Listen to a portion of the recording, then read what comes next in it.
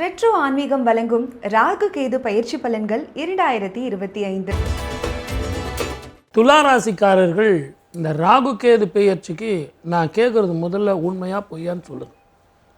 குலதெய்வ வழிபாடு பண்ணுறீங்களா இல்லையா? பண்ணல அப்படின்னா தயவு செஞ்சு உடனே பண்ண ஆரம்பிச்சுருங்க. இல்லை சார் எங்களுக்கு யாருமே சொல்லித்தரல, இனிமேல் ஆரம்பிச்சுருங்க. அதே மாதிரி காசியில் நான் போய் பண்ணிட்டு வந்துட்டேன், அதுக்கப்புறம் பண்ண வேண்டான்னு எனக்கு நிறைய பேர் சொல்லிட்டாங்க அப்படின்னா அந்த மாதிரி விடக்கூடாது.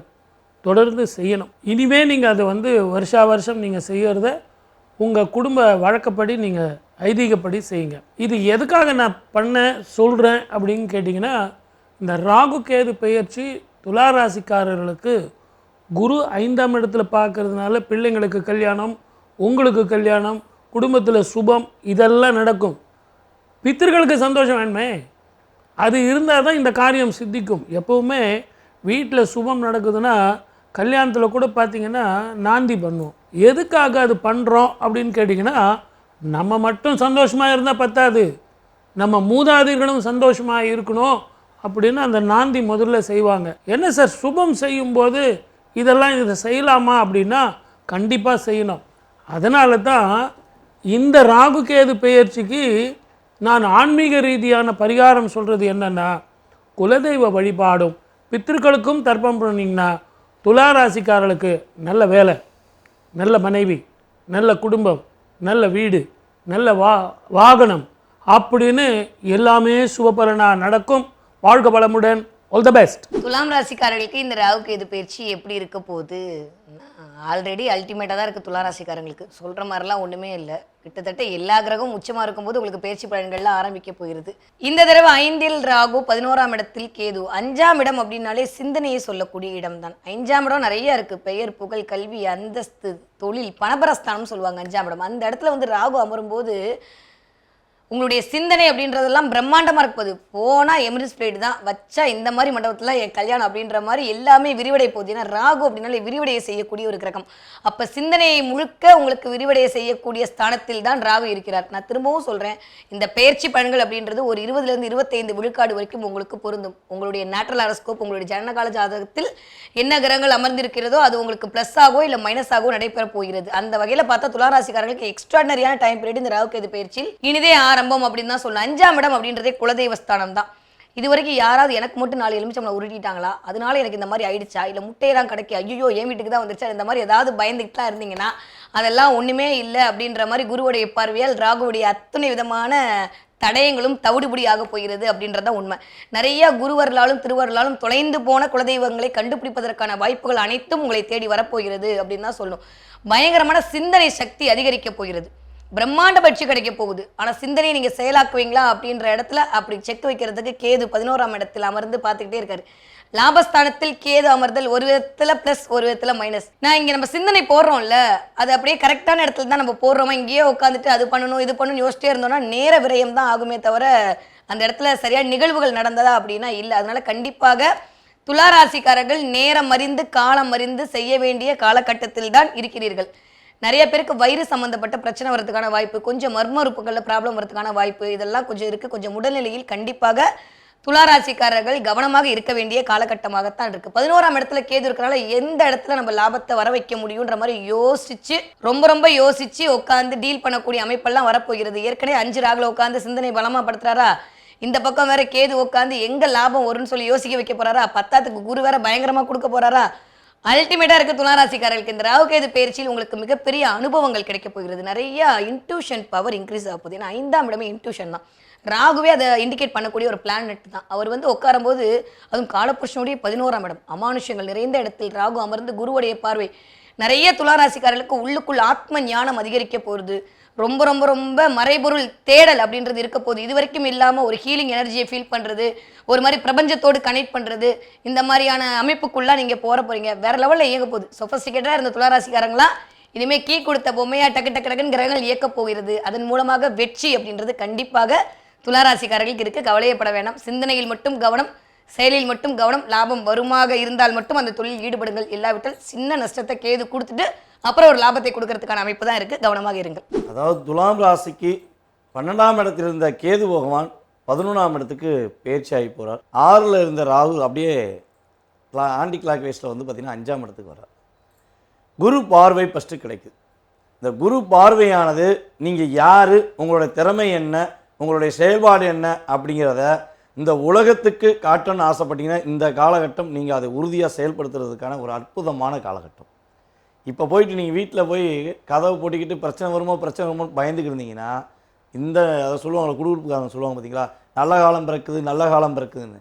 அந்த நல்ல காலம் துலாம் ராசிக்கு உறுதியாக பிறந்துருச்சு.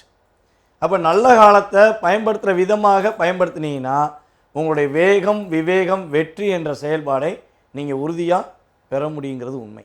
அதே போல் உங்களுடைய உழைப்புக்கேற்ற ஊதியம் கிடைக்கவில்லை என வருத்தப்பட்டீங்கன்னா உங்களுடைய உழைப்புக்கேற்ற ஊதியம் இனிமே கிடைக்கும்.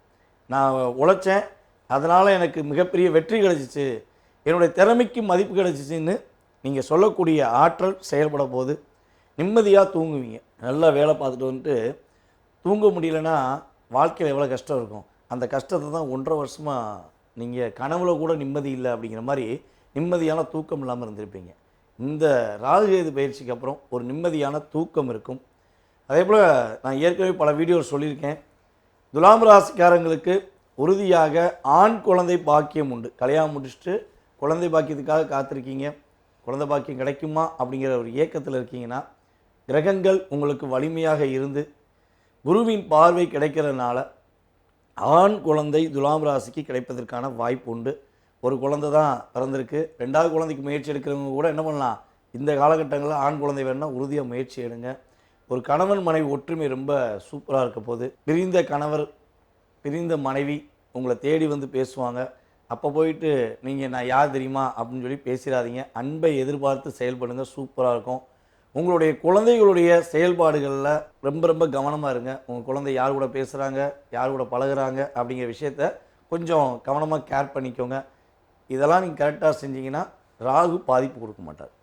கேது பகவான் 11ல் அமர்ந்திருக்காரே, என்ன விஷயத்தில் கவனமாக இருக்கணும் அப்படின்னு பார்த்தீங்கன்னா, உங்களை விட வயது மூத்த நபர்களிடம் கொஞ்சம் விவாதங்கள் தொடரக்கூடாது. உங்களுடைய மூத்த சகோதர சகோதரிகளிடம் ரொம்ப இணக்கமாக போங்க. அவங்க ஏதாவது கோபமாக பேசினா கூட நீ தானேக்கா, நீ தானே, நான் ஏற்றுக்கிறேனே, ஒன்றும் பிரச்சனை இல்லைண்ணே அப்படின்னு சொல்லி பொறுமையாக கையாண்டிங்கன்னா உங்கள் உறவுக்குள்ளே விரிசல் வராது. நிதானமாக இருக்க வேண்டிய விஷயம், உங்களுடைய மூத்த சகோதர சகோதரியிடம் நிதானமாக இருக்கணும். இதை தவிர்த்து மிகப்பெரிய பிரச்சனை கிடையாது. நல்ல ஒரு மகிழ்ச்சியான சூழ்நிலைகளை இந்த கிரக பயிற்சி உங்களுக்கு டோட்டலாகவே கொடுக்க போகுது. சனி பகவானும் சாதகமாக இருக்கார், குரு பகவானும் மிகப்பெரிய ஒரு சாதகமான சூழ்நிலையை உங்களுக்கு உருவாக்கி தரனால வெற்றி, மகிழ்ச்சி உங்கள் வசம். பயன்படுத்துகிற விதம் உங்கள் கையில். ஹரிஷ் சார் ஆண் குழந்தை இல்லைன்னா ட்ரை பண்ணுங்கன்றாரு, நீங்கள் என்ன சொல்கிறீங்க? துலாம் ராசி நண்பர்களுக்கு இப்போ டைம் பீரியட் 12 ராசிகளில் பார்க்கும்பொழுது ஏ கிளாஸ் சூப்பர் ஸ்டார் அப்படின்னு சொன்னால் துலாம் தான். நான் முதல் விஷயம், ராசி லக்னத்துக்கு குரு பார்வை கிடைக்கிறதுங்கிறது ஒரு பெரிய யோகம். இன்னொன்று, அவர் எங்கே போய் உட்காந்துருக்காருன்னா பாக்யஸ்தானத்தில் உட்காந்துருக்கார். பஞ்சமஸ்தானத்தில் ராகு டைரெக்டாக குரு பார்வையில் உட்காந்துருக்காரு. இந்த ராகு குரு கன்ஜங்ஷனில் திரிகோணத்தில் எப்போல்லாம் மாட்டுதோ சாக்ஷாத் முன்னோர்களே மறுபடியும் வந்து பிறப்பாங்க. முன்னோர்கள் பிறக்கிறதுங்கிறது ஒரு விஷயம். 2வது, நீங்கள் செய்யக்கூடிய பித்ரு பிராயச்சித்தம், முன்னோர்கள் சம்மந்தப்பட்ட வழிபாடுகள், திதி சார்ந்த தர்ப்பணங்கள், பித்ரு சாந்திகள், இதெல்லாம் நீங்கள் கரெக்டாக பண்ணிங்கன்னா உங்கள் வீட்டில் 2 குழந்தை பிறக்கும். 2ம் ஆணாக இருக்கும், 2க்கும் மண்டை பெருசாக இருக்கும். இப்படி தான் இந்த குழந்தை பிராப்தம் ஏற்படும். நீங்கள் பாருங்களேன், ஜூன் மாதம் கன்சீவ் ஆவீங்க, அடுத்த வருஷம் குழந்தை பிறக்கும். இந்த மாதிரி விஷயங்கள்லாம் வந்து இந்த ராகு வந்துச்சுன்னா அது கண்டிப்பாக கொடுக்காம விடாது. அதே மாதிரி குலதெய்வத்துடைய அனுகிரகம் பரிபூர்ணமாக இருக்கும். சாக்ஷாத் உங்கள் தாத்தாவே மறுபடியும் பிறந்த மாதிரி நீங்கள் ஃபீல் பண்ணுங்க. உங்கள் தாத்தாவுடைய நடை, உடை, பாவனை, பேச்சு, இந்த மிரட்டுறது, இந்த துவனி அப்படியே டிட்டோ, அப்படியே உங்களை பார்த்தா கண்ணில் தண்ணி வரும். அந்த மாதிரி விஷயங்கள் நடக்கும். நிறைய பேருக்கு சொந்த வீடு வாங்கக்கூடிய பிராப்தம், மாடி வீடு வாங்கக்கூடிய பிராப்தம், மக்கள்லாம் பார்த்து பொறாமப்படக்கூடிய இடத்துக்கு நீங்கள் உயரக்கூடிய பிராப்தம். ஏன்னா பஞ்சமஸ்தானமும் சரி, லாபஸ்தானமும் சரி, 2மே நல்ல இடங்கள். அதில் போய் இந்த சாயா கிரகங்கள் உட்காரும் பொழுது போன ஜென்மத்தில் நீங்கள் செய்திருக்கக்கூடிய சகல விதமான புண்ணியங்களும் சரி, பாவங்களும் சரி நிவர்த்தியாகி அதை முழுக்க புண்ணியமாக அது உங்களுக்கு வரக்கூடிய பிராப்தம் இப்போ ஏற்படுறது. இப்போ டைம் பீரியட் மட்டும் நீங்கள் மிஸ் பண்ணாமல் இருந்தீங்கன்னா சரி, வெளிநாடுக்கு போகலாம், வெளியூருக்கு போகலாம், செட்டில் ஆகலாம், அம்மா அப்பாவோட சேரலாம். எந்த விதமான சங்கடமாக இருந்தாலும் சரி, மனக்லேஷமாக இருந்தாலும் சரி, அதெல்லாமே கண்டிப்பாக நிவர்த்தி ஆகக்கூடிய பொன்னான தன்மை. என்ன பண்ணணும், ஆன்மீகத்தை பிடிச்சிக்கணும். வேறே அதுதான். லாபஸ்தானம் போய் 11ஆம் இடத்துல போய் கேத்து உட்காந்துருக்கு, அது காலபுருஷனுக்கு 5ஆம் வீடுன்னா கண்டிப்பாக ஆன்மீகத்தை நோக்கி உங்கள் பயணம் இருக்கணும். ஆன்மீகவாதிகளுக்கு சிறந்து விளங்கக்கூடிய ஒரு பிராப்தம். அதே மாதிரி மருந்து மாத்திரை சம்மந்தப்பட்ட டிபார்ட்மெண்ட்டில் யார் இருந்தாலும் அவங்களுக்குலாம் நல்லாயிருக்கும். மெயினான விஷயம் எந்த கவலையும் இல்லாமல் குலதெய்வத்துக்கு வழிபாடு. அதுக்கும் மேலே நான் சொல்கிறது, அண்ணா சொல்லும் பொழுது சூப்பராக சொன்னார், நாந்தி தேவத்தை ஆவாகனம் பண்ணுவாங்க சுபம் பண்ணும் பொழுது. அந்த நாந்தி தேவதை ரொம்ப முக்கியமானதே பித்ருக்கள் சம்மந்தப்பட்ட வழிபாடுகள். அமாவாசை அன்னைக்கு பித்ரு தர்ப்பணங்கள், சார்த்தங்கள், பசுமாட்டுக்கு கொடுக்கக்கூடிய தானங்கள், இதெல்லாம் உங்கள் லைஃப்பில் நீங்கள் கிடையாது, உங்கள் வம்சாவழிகளே நல்லா இருப்பாங்க. இதை பண்ணுங்கள். துலாம் ராசி நண்பர்களுக்கு ஜாக்பாட் டைமிங்னு கண்டிப்பாக சொல்லலாம். All the very best.